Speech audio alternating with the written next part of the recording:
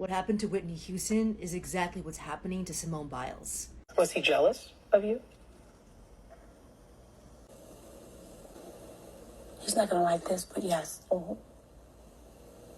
And then did you try to overcompensate? I tried to play down all the time. Yeah. I did. I tried to play, I'm Mrs. Brown, everybody. Yeah. Don't call me Mrs. Houston, I'm Mrs. Brown. But in a couple years, nobody is going to call him Simone Biles' husband. They'll call me Jonathan Owen's wife. Speaking of, People think that the more successful and beautiful a woman is, the harder it is for her to be in a toxic relationship because of her access. But it's really the opposite. When women are winning on such a global scale, there's so much inherent misogyny that surrounds them. And this is especially true when Black women are winning. The misogyny just doubles down. That's why it's so easy for these men to come in and say, baby, they're just jealous of us. It's us against the world. Because these women are not wrong. There is so many people that want to see them fail. That's what happens when you're extremely beautiful and successful, like Simone Biles, like Whitney Houston, like Britney Spears. It makes it so much easier for these bum men to come in and trap them. Because they can weaponize the misogyny of the world. And that's why it makes it so much harder for women like Simone Biles to see that women are actually supporting her. They want the best for her. Because what happened to Whitney Houston is textbook. When you date a man below you, who's constantly jealous of you, who thinks he's the prize, you're always going to have to compensate. Sooner or later, he will drag you down to his level. I think Whitney Houston could be the perfect cautionary tale for Simone Biles. We just want to see her win. Because you're Whitney Houston. Yeah.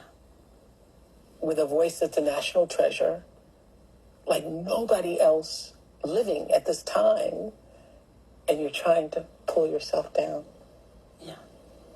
And you had a lot of people antagonizing and trying to pull at us one way to another, you know, pull at me, pull at him, you know. Did you start to lose yourself in that? Because you're now trying to please. Yeah, trying to please. Mm-hmm. Yeah. And trying to not be so big. Yep. Yeah. Sure did. Yeah. And that's where it started to go wrong. Yeah. Because you started to dim your own light. Yep. Sure did. I was losing me into that. Into the marriage? Yeah. I tried to be pleasing. Were you also trying to, because the world had said it wouldn't last 6 minutes, were you also trying to prove the world wrong? I was determined. Determined to prove them wrong. So determined. And he never said I wasn't a catch. He said he was a catch. Because he is. I've never met a man like him. A lot of people that meet him are like, oh my gosh, like I want a man like that, like Jonathan. Like a lot of the girls at the gym, they love him. He's so nice to them. He supports. When you feel the need to defend your man, and you're putting other women down who are actually supporting you and want the best for you in the process, baby, that's a wrap. Simone Biles' husband is jealous of her. This was very apparent in that interview. Whitney Houston said it best. All this other stuff started coming out about him being with this one or that one or being too promiscuous. Did that hurt you? Dragging dirt into my home. Did that hurt you? Were you offended by it? It disturbed me. It disturbed you? I was disturbed. Did you believe it? Yeah. Because I checked. So the fact that he would be out with other women and would bring that into your Yeah, with home. my credit card, absolutely. Yeah. I had a problem with that. Yeah. Pretty much. Yeah. Pretty much. Like Simone Biles, Whitney Houston fought to no end to defend Bobby Brown, even when he was embarrassing her the most in public. She felt a sense of responsibility and duty because she had to compensate for what he was lacking, and it was a lot. You always appearing and making those court appearances because you felt you had to stand by your man? I'm his wife. But that you were trying to be the good wife.